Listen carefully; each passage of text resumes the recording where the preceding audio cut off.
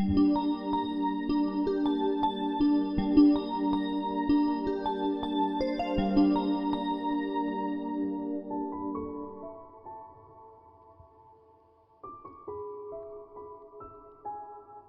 pernah ada yang merasa iri ketika orang lain mendapatkan sesuatu yang kita inginkan.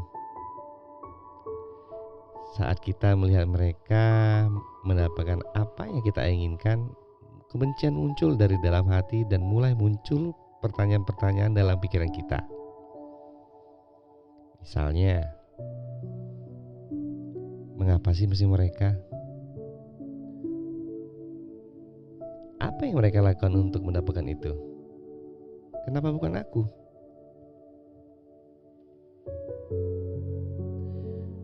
Tema kali ini saya akan membawakan sebuah tema yang sering terjadi di sekitaran kita, yaitu iri hati. Kenapa saya ambil topik iri hati pada hari ini, episode kedua kali ini bahkan? Karena itu menjadi ada ketertarikan saya buat untuk membahas itu gitu loh. Bagaimana kita mengatasi iri hati dalam diri kita sendiri, atau bagaimana cara kita mengatasi orang lain yang iri hati kepada kita. Menghadapi mereka, apakah harus kita balas lagi, atau harus kita jauhin, atau bahkan kita harus mendekatkan diri dengan mereka. Iri hati adalah salah satu emosi tidak sehat yang dialamin manusia. Jika kita sudah introspeksi diri dan yakin bahwa kita adalah sosok yang mudah merasa iri hati, sebaiknya segera hentikan kebiasaan buruk kita itu. Kenapa saya bilang seperti itu? Karena dengan ada iri hati di dalam hati kita sendiri, itu bisa menjadi hambatan-hambatan kita gitu loh. Kita tidak bisa berpikir dengan jernih, malah kita akan berkutat-kutit di pikiran negatif kita dan akhirnya tidak berpikiran bisa maju. Mau sampai kapan kita akan terbelenggu di pikiran negatif kita, hanya memikirkan orang itu bagaimana mereka bisa mendapatkan keinginan kita. Sebelum kita bahas lagi muncul lebih jauh tentang iri hati, kita ulas sedikit, kita kupas sedikit. Penyebab iri hati itu timbulnya dari mana sih? Atau contoh-contoh kasus, atau contoh-contoh yang pernah kita alamin, atau contoh-contoh kasus yang pernah teman-teman alamin dah. Kita ambil beberapa contoh. Pada saat sahabat kita baru menikah dengan pasangan yang terlihat mencintainya, kita melihat, wah, bahagia banget mereka ya. Yang kedua, saat kita membenci kerja kita, saat ia menerima kenaikan gajinya, sedangkan kita masih segitu-segitu aja, stuck bahkan mungkin sudah kerja berapa tahun kok masih segitu-segitu aja. Bahkan teman kita yang baru saja bekerja belum terlalu lama, bahkan mungkin lebih junior daripada kita, itu cepet banget kenaikan gajinya. Atau kita iri dengan orang asing yang menyeruput kopi mereka saat kita buru-buru mengerjakan sesuatu, ya harus ngejar target nih, harus cepat ke kantor nih. Tapi kita lihat mereka santai, duduk di renda depan sambil ngobrol, ketawa-ketiwi, ngopi. Dalam hati kita paling gini, ya kapan gue bisa begitu ya? Seringkali kita juga merasa iri dengan orang lain karena merasa belum memenuhi kebutuhan kita.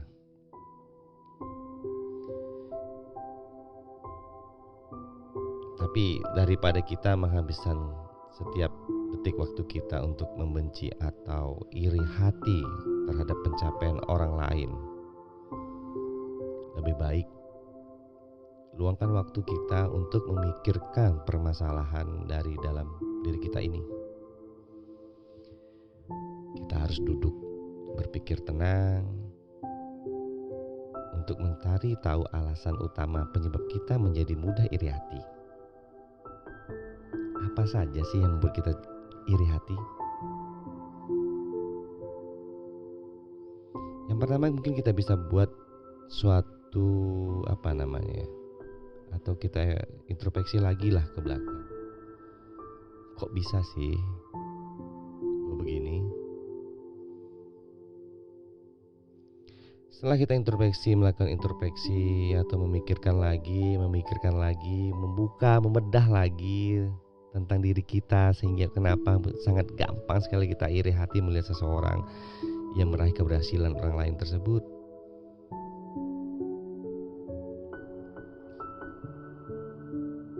Ada beberapa pertanyaan mungkin gitu loh.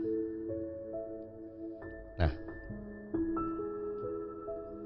setelah kamu mengetahui penyebab utama yang membuat kita sudah cepat merasa iri hati, selanjutnya kita harus mencari tahu dan bagaimana nanti kita menata tujuan kita ke depan. Seperti saya bilang pertama tadi, ayo move on. Jangan stuck atau berpikiran atau berkutat di pikiran negatif kita yang tadi itu dulu. Memikirkan orang lain, pencapaian orang lain. Nah, sementara kita masih stay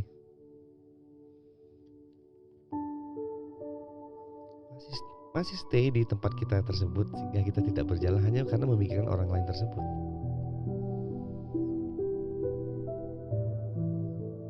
Sudah?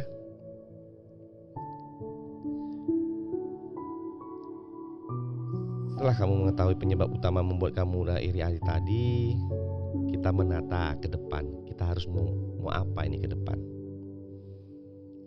Lalu pikirkan tentang pencapaian yang baik yang kamu ingin raih. Tujuan kita, planning kita,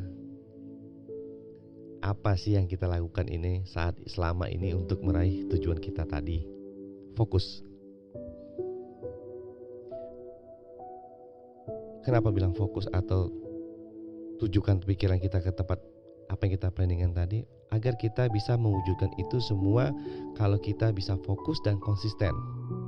Jangan pernah kita membandingkan diri kita dengan orang lain. Karena kenapa?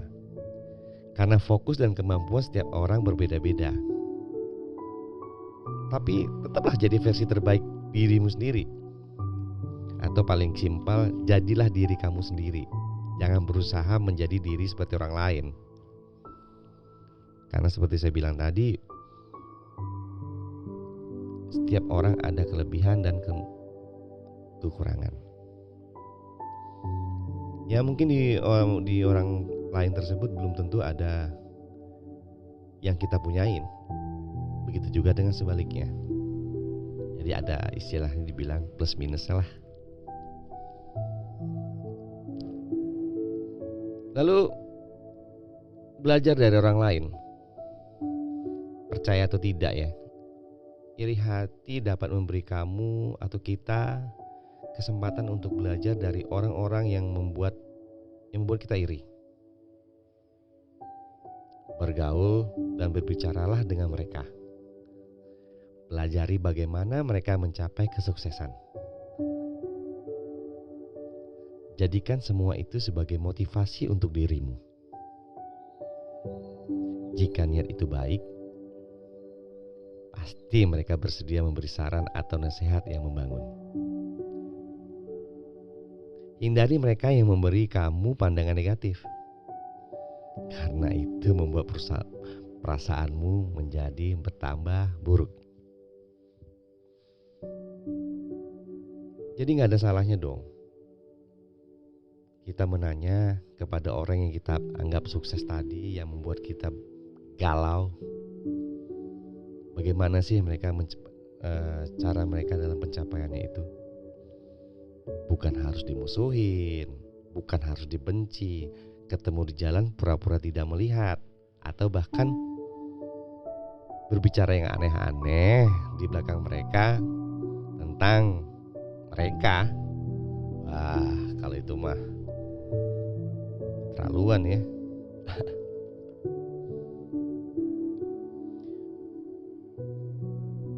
Tapi ada beberapa cara sih apabila kita dihadapin atau kebalikannya ya. Sekarang kita berbicara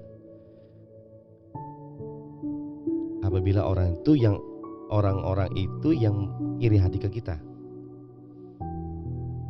Cara menghadapi orang-orang yang benci dan iri hati terhadap kita ada beberapa cara mungkin. Yang pertama,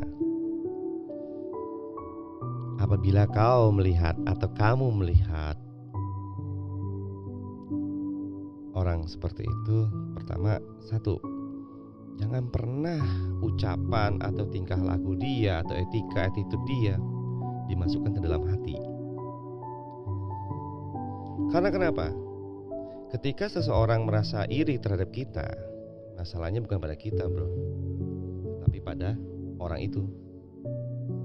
Ya betul, kita tidak pernah ada masalah dengan dia.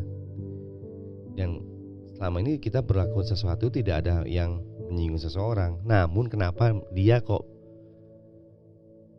risih ya gitu loh sama kita. Tetap kita harus tumbuhkan rasa percaya diri kita. Jangan pernah lah gara-gara dia akhirnya kita rasa percaya diri sendiri itu kurang, atau bahkan menimbulkan kadang-kadang keraguan terhadap diri sendiri.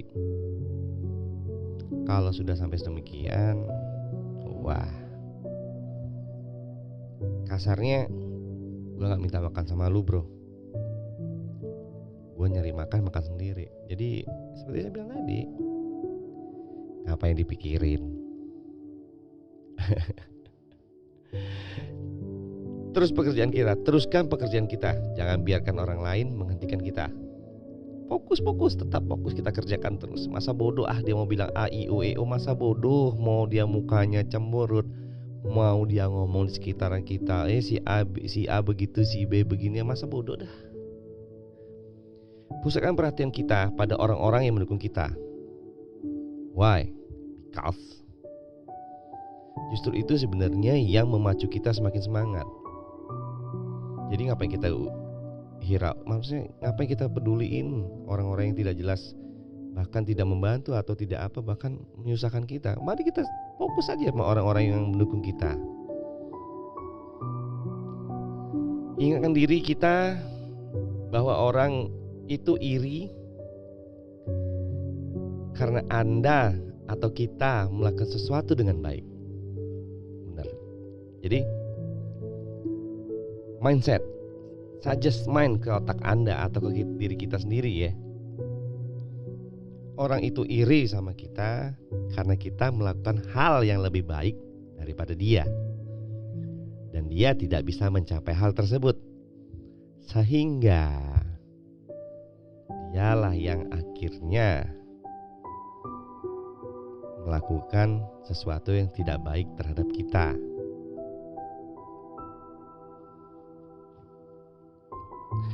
Abaikan aja segala komentar iri dan rasa penuh kebencian. Maksud saya tadi, kalau ada omongan-omongan jelas, omongan-omongan tentang kita, omongan miring, udahlah, masa bodoh dah. Meskipun akan kadang-kadang agak sulit ya untuk mengabaikan komentar-komentar atau cibiran atau omongan-omongan orang lain tadi itu. Saya yakin agak sulit. Nggak usah kalian atau teman-teman. Saya pribadi juga kadang-kadang kalau mendengarkan tentang saya juga saya agak, bro, apaan sih gitu loh. Masih kamu ngomongin saya gitu. Udahlah, maju ke depan, pikirin dirimu sendiri. Kadang-kadang begitu kalau dari saya pribadi ya.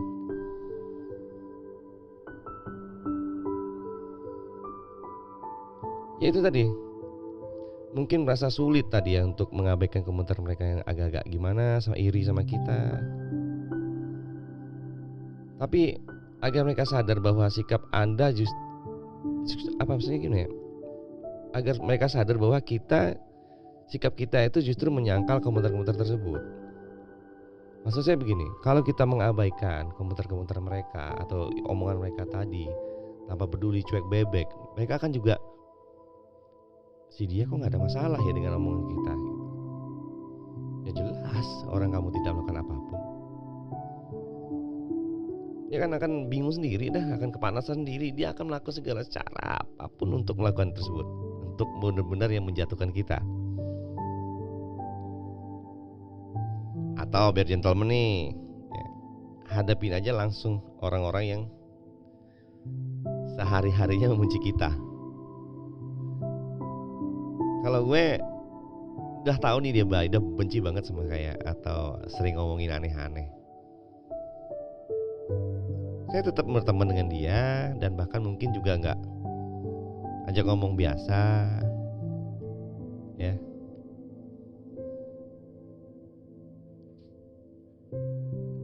Jadi kalau emang sulit mengabaikan orang itu, hadapi secara langsung agar kadang-kadang tekanan perasaan iri itu dapat lepas. Ajak aja dia bicara untuk melawan tingkah lakunya dia tadi itu loh. Contoh misalnya nih, bro, saya pingin tuh hubungan kita nih, hubungan kerja kek atau apa kek atau pertemanan kek, gimana cara kita hubungannya kita baik gitu. Atau bilang aja thank you lah kritikan kamu, omongan kamu itu walaupun tidak langsung secara langsung kepada saya, tapi itu membangun saya loh. Tapi kadang-kadang saya merasa kritikan Anda itu terlalu kasar. Contoh itu ya.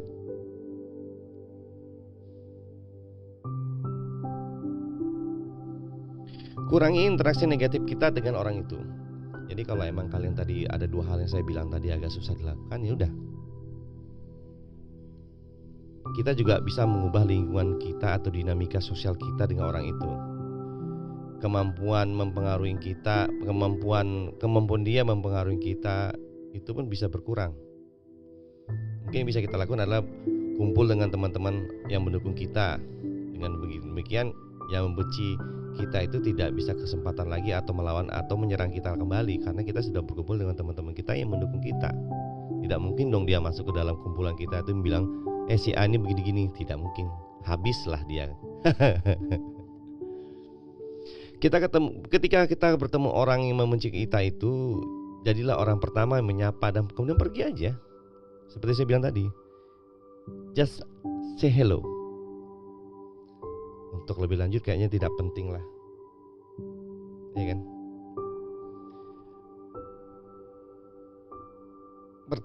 Kita berteman dengan teman-teman agar ia merasa, maksudnya begini, kita berteman dengan teman-temannya dia, kan belum tentu teman-temannya itu benci dengan kita atau tidak kurang suka dengan kita bergaul.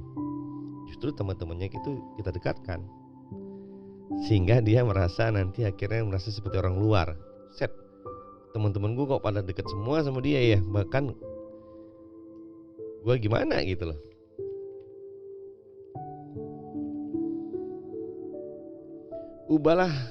Mari kita ubah rutinitas kita agar kita tidak harus berteman dengan yang benci kita. Jadi mungkin kitanya sering lewat jalan situ, sering ketemu, kita rubah nih, muter dikit, nah apa dah daripada nyari masalah gitu. Dia suka berbuat aneh-aneh yang tadinya kita lawan, sekarang sudahlah terserah lu lah mau ngomong apa. Yang tadinya dia suka cemburutin kita, terus kita tegur dia tidak mau nyapa, ya sudahlah biarin aja, masa bodoh dah gitu. Jadi garis bawahnya adalah lu gue. Asik. Tapi kita dalam hal ini harus tetap ada batasan, bro. Kenapa bilang ada batasan? Kalau terlalu sekali ya kita juga harus bisa menindak dong. Apalagi sampai menyakitin keluarga kita yang lain atau orang terdekat kita yang tidak tahu menahu, akhirnya dia juga kena imbasnya. Tentu kita harus bersikap untuk hal ini. tinggal kita beritahu mereka, kita tidak suka dengan perilakunya yang melakukan kita secara negatif. Ya kan? Jadi hari ini di episode 2 ini, kalau kita membahas soal masalah iri hati tersebut tidak ada habis-habisnya ya. Bahkan pun ada yang sampai menyakiti karena ketidakpuasan mereka untuk menjatuhkan kita itu tidak terhenti sampai situ aja gitu lah. Bahkan sampai kalau bisa sampai terpuruk-puruk kita dibuat sama mereka. Bagi mereka sih tidak ada alasan. Apa yang mereka lakukan itu semuanya benar di mata mereka atau dalam pikiran mereka. Itu hanya di pikiran mereka, sehingga mereka melakukan hal tersebut mencibir atau sangat akan menyakitin orang lain sendiri. Melihat kemampuan orang lain itu dia tidak bisa mencapai ke situ, atau orang itu menghormati banyak yang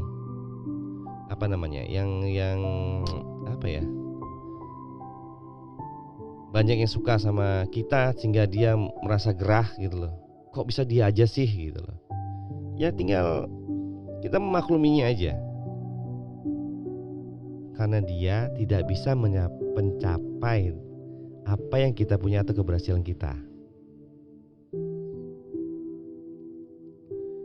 Oke, untuk episode 2 ini saya akan akhirin dulu. Mudah-mudahan teman-teman yang mendengarkan bisa paham ya, karena saya juga masih belajar lagi bagaimana itu biar bisa PD percaya diri saya tadi untuk bawa podcast begini lebih berani. Setelah 22 menit saya menemani atau di episode 2 ini berbicara kuar-kuar gak jelas mungkin. Mudah-mudahan ada manfaat atau yang bisa diambil dari episode 2 saya, yaitu tentang iri hati. Next episode masih episode 2, masih episode tentang iri hati. Saya akan bahas nanti adalah bagaimana kita membantu orang ini mengatasi iri hatinya. Wah. Ya, jadi kita yang membantu mereka untuk mengatasi iri hati mereka. Jangan sampai lupa lagi, di episode 2 tetap masih session iri hati, masih di chapter 2 membantu orang lain mengatasi iri hati. Oke, sampai ketemu lagi. Tetap ikutin podcast saya ini, podcast tanpa nama, omongan anfaedah. Ya. Saya ucapkan sekali lagi terima kasih banyak atas kesempatannya diberikan kepada saya untuk teman-teman atau meluangkan waktu teman-teman untuk mendengarkan podcast tanpa nama ini. Saya butuh support dan dukungan Anda, teman-teman semua, untuk lebih berkembang atau lebih mengubah percaya diri saya untuk menemui teman-teman kembali di episode-episode selanjutnya. Sebelum saya akhirin, jangan lupa follow terus podcast tanpa nama dan tetap sehat. Sayangi keluarga Anda, jauhin masalah. See you.